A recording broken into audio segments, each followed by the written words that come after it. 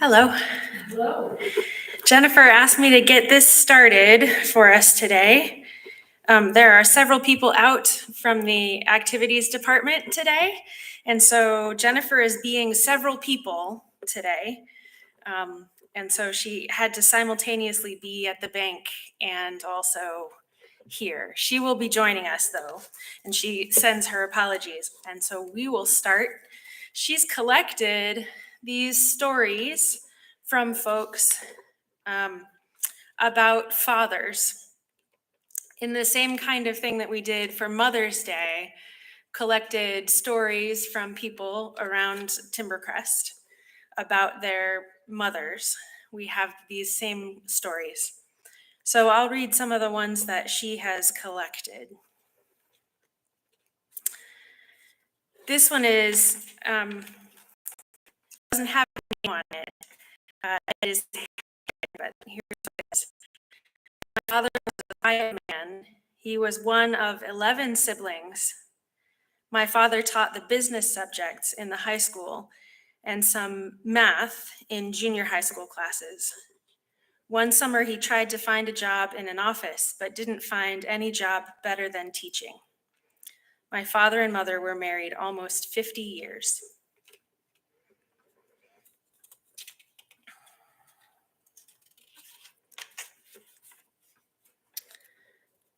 This next one is titled, Father of My Children.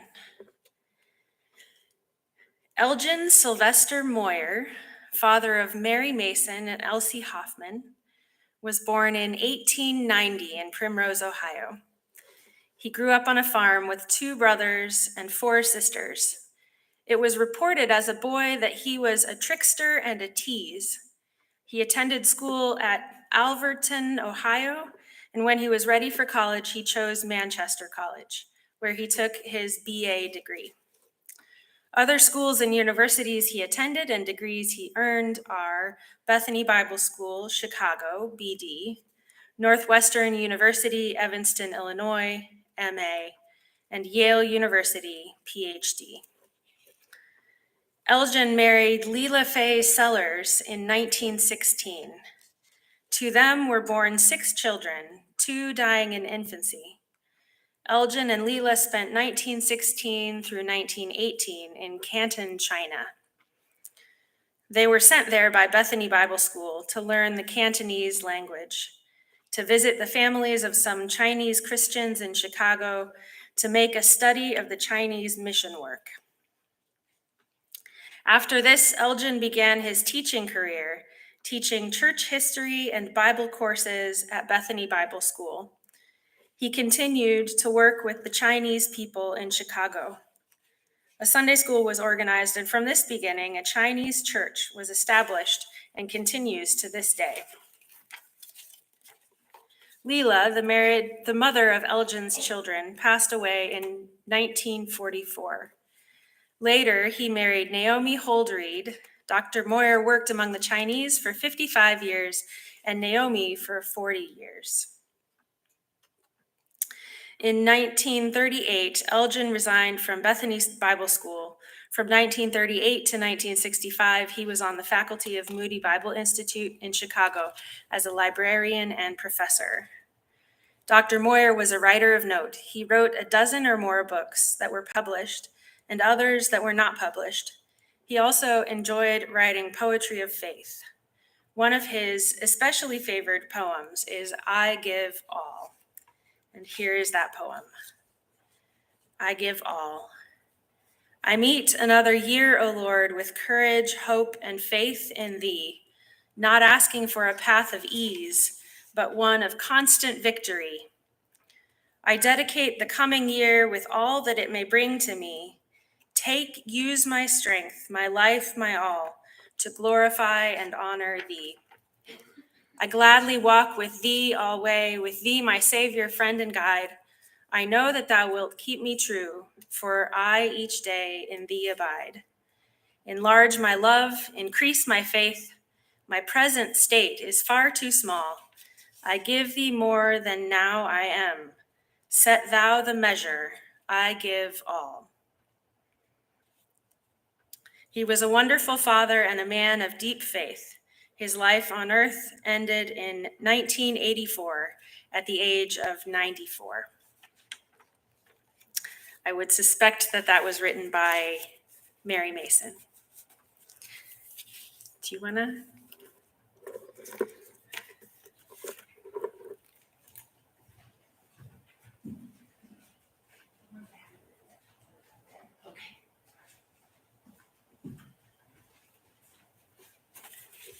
Should I take my mask off so you can hear me a little bit better? Okay. All right. My father's father, died when my father was only 18, just as he was finishing high school. So my father had to begin work so he could support himself and his mother. They sold the farm on which they had been living and moved into a house which they had bought in Hagerstown, Indiana. While they were living in that house, my father and his mother were having another house built in that same town. Then my father married my mother, and three of them moved into this new house that had been built. As soon as my father's father had died, my father took the United States Civil Service examination, which he passed, and he was able to get a job with the United States Postal Service as a rural letter carrier, a job he had for 45 years. The patrons who lived in the rural areas loved my dad as their letter carrier because if there was a package for them that was too large to fit in their mailboxes, my dad would drive up the long lanes to their house to deliver the package to them. He was driving on the rural roads every day except for Sundays and holidays, rain or shine, warm weather, and cold weather. Most of the roads were dirt roads, so in the wintertime, he put chains on his tires so he could plow through snowdrifts. My father was also a deacon in the church and taught a Sunday school class every Sunday. He served on the ministerial commission of the Nettle Creek Church of the Brethren, Hagerstown, Indiana. And when guest ministers would come to preach at the church and they would arrive by train, my father would drive to the train station and pick them up.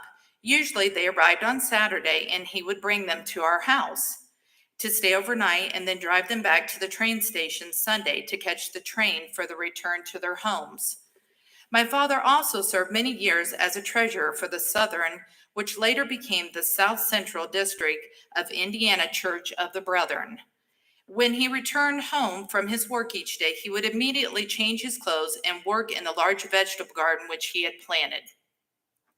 Almost every summer when he had a month's vacation, he took the family on a vacation, sometimes driving, sometimes on the train, often going to the annual conferences of the Church of the Brethren, wherever they were held at various places throughout the United States. He was a loving father. On Sunday afternoons, we as a family in the winter played indoor games and in the summer played outdoor games in our backyard. He was on the board of trustees when the move was made from the old folks' home in Mexico, Indiana, to Timbercrest in North Manchester, Indiana. Do I say the name of who that was? Or do I just let that? That was Esther Hamer. So, very good. Okay. All right, the next one. My father, L.M. Snavely, was a quiet, very hardworking man. After he got his own farming done, he would take the new combine that he bought behind the tractor and harvest other people's fields for them. We had a dog that went everywhere with him. He even trotted along the side of the tractor for several miles. When he went to combine for others, he had to pass a neighbor's farm that had a large dog that came out to bark at the people going by. Our dog would at times his act to jump under the tractor between the wheels and then jump out and follow the tractor home. By the time I was in high school, our dad had paid for rented fields he was farming and bought our own farm. So when I got married, we had a nice remodeled house to have the reception in. When my father was a young boy at home, he had rheumatic fever, which enlarged his heart. He passed away at 60 years of age. I am always proud when I think of him.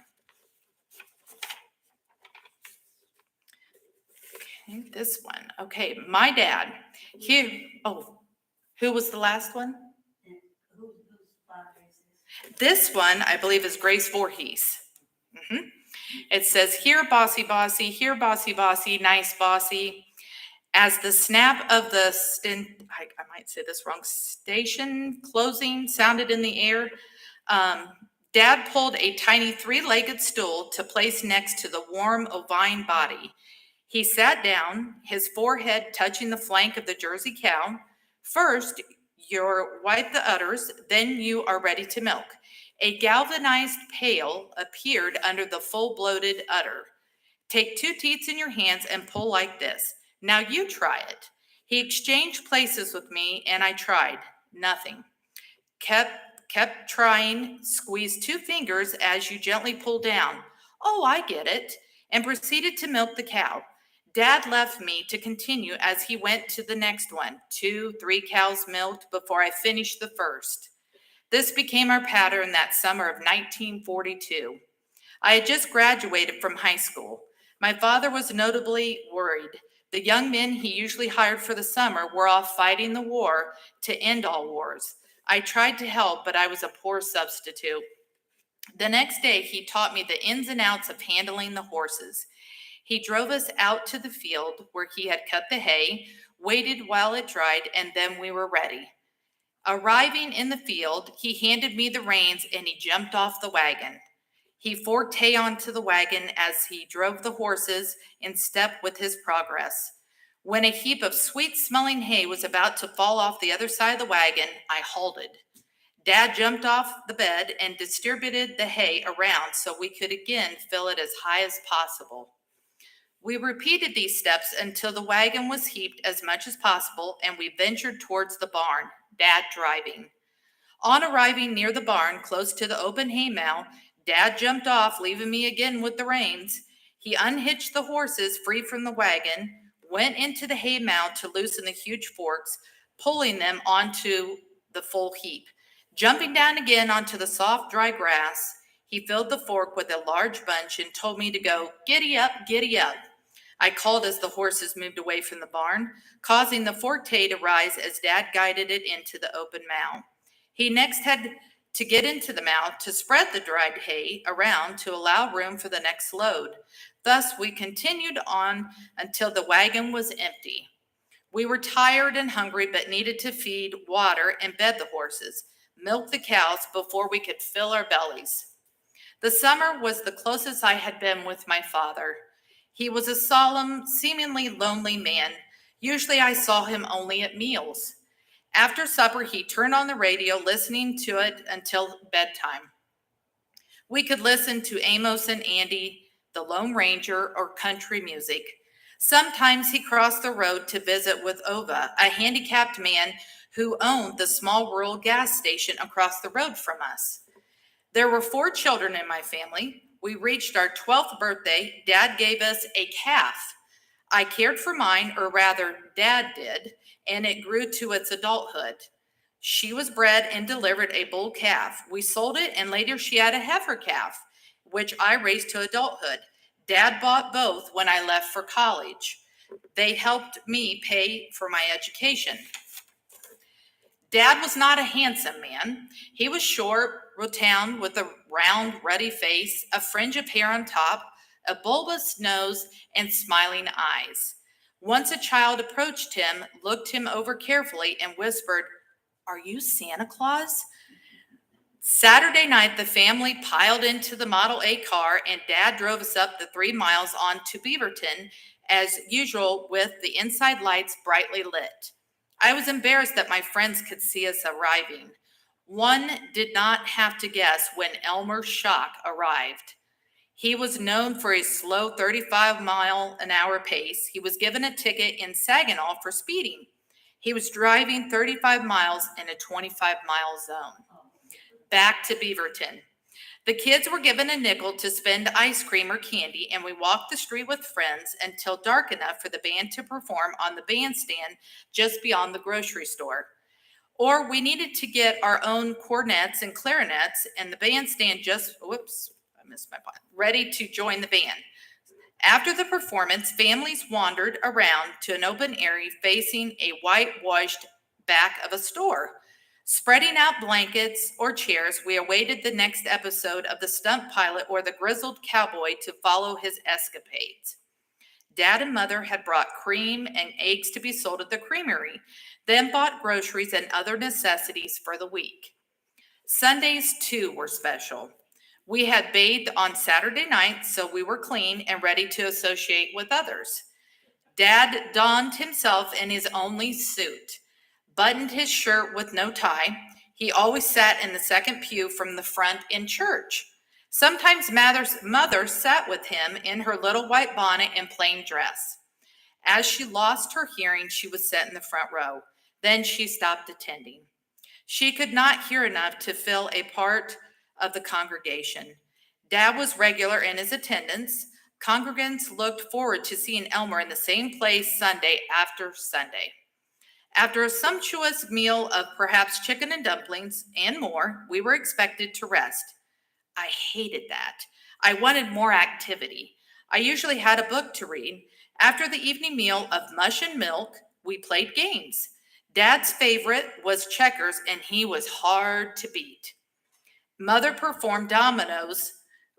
Mother preferred dominoes, but we also played touring authors, Chinese checkers.